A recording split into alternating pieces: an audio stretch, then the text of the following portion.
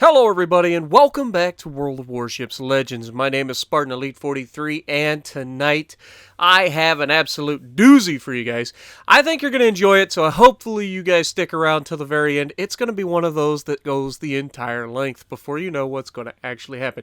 Well, I say that. It's not quite. You're going to figure out pretty quick at the end what's going to happen. But this match has a little bit of everything. It has good damage. It has aggressive play, somewhat backfires a bit, and then it has amazing teamwork. Now, I spawn on the side with two Atlantas right off the bat, and I tell these Atlantas, hey guys, I'm on your side, I'm going to push forward. And they give us a response saying affirmative, so they are down with the plan. Unfortunately for us, I'm going to push a little too far forward and put myself in a position where I can't help them for a little bit. I'm still getting shots on people, but I'm not getting... Oh, and that first shot, 13,000 damage with 3 penetrations and 1 overpin on that Vanguard. And look at this. This Colorado's just like, please shoot me. Please Citadel me. And then he's like, wait, this guy's aiming at me. Time to turn away a little bit. And we go ahead and give him a shot. Now there's an Algerie pushing up as well. And my two Atlantas are doing something crazy, which is sitting out in the middle of the open waters. This is not what Atlantas do. It generally doesn't end well. Because as soon as an Atlanta gets spotted, if it's hittable, everybody starts shooting it. Because nobody likes Atlantas burning them to death. That's just not how you want to go. So I'm gonna, like I said, I'm gonna push a little too far forward initially. Now, I was going to continue to push, and I realized that the Vanguard and the Algerie were kind of working together and in a good position to ambush me if I go past this rock. So my goal was to wait for them, hello Iowa, to make a mistake. And I wanted them to come at me. Unfortunately, one of our Atlantas was a little too slow to get out of the way. And I don't know if I'm going to be able to hit this Tirpitz. He's right at the maximum range of the ship. I tried to give him a little extra lead just in case so we can squeeze every little bit out. Come on, baby! Looks a little bit late. And we did actually get a hit out of that. Just 1 penetration. Not bad. I'll take it.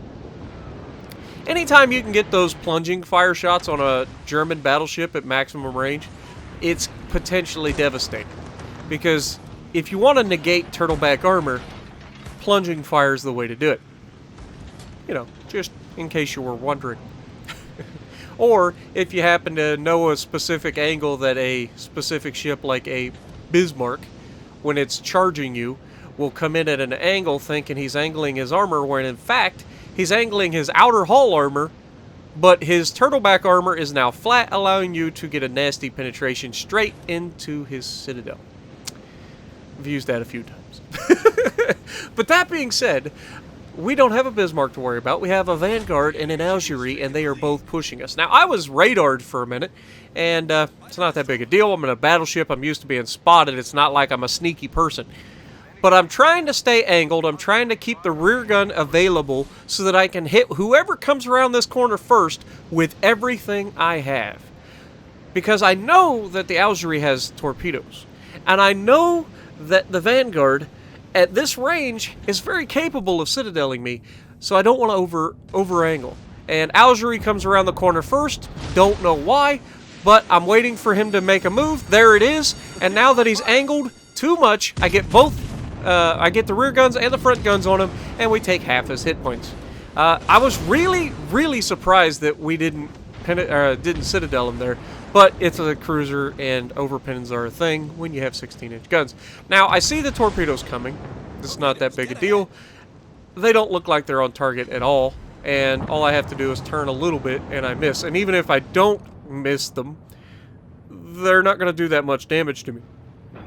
Yes, French torpedoes hurt, but when you have a 50% damage reduction, you can kind of deal with it. Now, we get a good salvo off on the Vanguard, and our shots against The Algerie was enough to soften him up, and that left him very exposed versus a rapid-fire 127mm nasty machine behind me. And at this point, I start telling the Atlanta, dude, don't do anything crazy, get yourself killed. I'm going to need you later on in this match. And he does a very good job of disengaging and keeping himself alive. And that is one thing I will say cruiser captains especially are the worst at. Is just keeping themselves alive. Cruisers become exponentially more dangerous the longer they survive. Because they have the highest DPM in the game. There's no question that the cruisers are the highest DPM. Especially, say, the Boise. Boise is a perfect example. 152mm guns fire every 10 seconds, and there are 15 of them. That's disgusting. Speaking of disgusting, hello, Vanguard. That's a pretty nasty set of penetrations there. He's lucky he didn't get Citadel there. But the Atlanta, not one to be taking, he doesn't want the Vanguard to get away without getting any more damage. And so he comes back out. And that's a very, very dangerous thing to do. Especially when you're going to run right into the side of your battleship and there's not a whole lot I can do about it. I'm just hoping my shots get there before he fires his guns, because he's going to shoot at the Atlanta. Unfortunately, he does get his shots away, and here they come. Yeah, just riddles the Atlanta, and the Atlanta now very low health. Not preferable. Now, take stock of what is going on the map. We have one battleship on the other side of the map that is getting teamed up on. He has a destroyer to worry about, he's got multiple battleships to worry about, and a cruiser to worry about. Us, on the other hand, we have me, the Iowa that's to my right, and the Atlanta versus a Colorado. That's an overwhelming fire advantage against a Colorado. Against any ship, but definitely a Colorado, because it just doesn't have the armor to take multiple hits. Even while bow and stern tanking, 16-inch guns hurt Colorado pretty bad, and that first salvo is just disgusting. Now, that's going to set the tune for the rest of the match. Now, the destroyer left him a parting gift on his way out, and somehow managed to not hit him with a single one of those. Maybe that was our fault. Maybe us shooting and citadeling him kind of made him turn, and that kept the destroyer from hitting him. It's hard to tell, but that is what happened. But notice how we just capped C. Me and the Atlanta capped C. Iowa's closing in to regroup with us. Our battleship on the other side of the map is with Jesus. There is absolutely no way, unless he is the greatest player and the most lucky player on the planet, that he ever survives that side of the map with as much people as shooting at him. And quality ships, too. He's got a Tirpitz, he's got an Iowa, he's got a destroyer, he's got a freaking New Orleans over there. Just a lot of dangerous ships trying to make him dead. So he's not long for this world. And right now I am getting on chat saying, hey, once we finish this Colorado, we will win the match. And I'm trying to let everybody know that all we're going to do from this point on, get rid of the Colorado and stand our ground. Defend the cap. That's all we have to do, and we win the match. There's plenty of time left for our points to catch up to it. And this is where Jingles always comes into the team is winning, but they need to win harder. We know, and I'm not taking full credit, that these guys were smart enough to listen, first of all, and second, they probably already figured that out on their own without me saying it. But the Iowa that's to my right actually watches the channel, which was kind of cool. So he got to be in this game with us, and this this Atlanta over here is doing an amazing job, just harassing everybody and staying alive. Now, the Colorado makes one too many mistakes, and down he goes. But he gets a nasty salvo off right before he dies, getting him a little bit more damage. But in the scale of the map, it's not a problem. Now, we are still 3 versus 4, and the Atlanta doesn't have much health. If he gets spotted and shot at all, he's a dead man. But I told him, I said, dude, all we need you for, Atlanta, is to kill the destroyer. The destroyer is our only threat.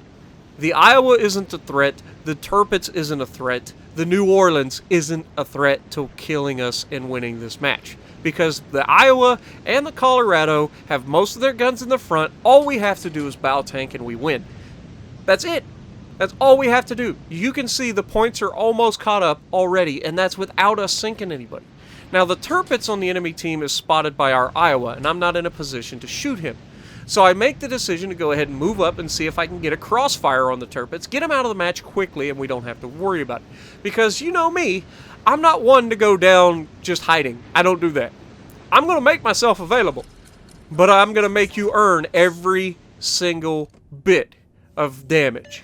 And this New Orleans just found out the hard way that I was coming around the corner. Didn't even know I existed. And the first salvo only takes about a quarter of his health. Not the best salvo in the world. And I got pretty lucky there that the Tirpitz didn't do more damage, because I was giving him a pretty juicy angle, even though it wasn't completely flat. But the way that the belt armor and stuff goes around the ship, giving him that angle actually gave him a pretty flat surface to go into. But then the New Orleans does this, and that is close the distance with 16-inch guns looking in her direction. And, sorry Sunshine, you can't do that for very long. And, wait for it, pow! Down he goes. Yep, New Orleans, toast.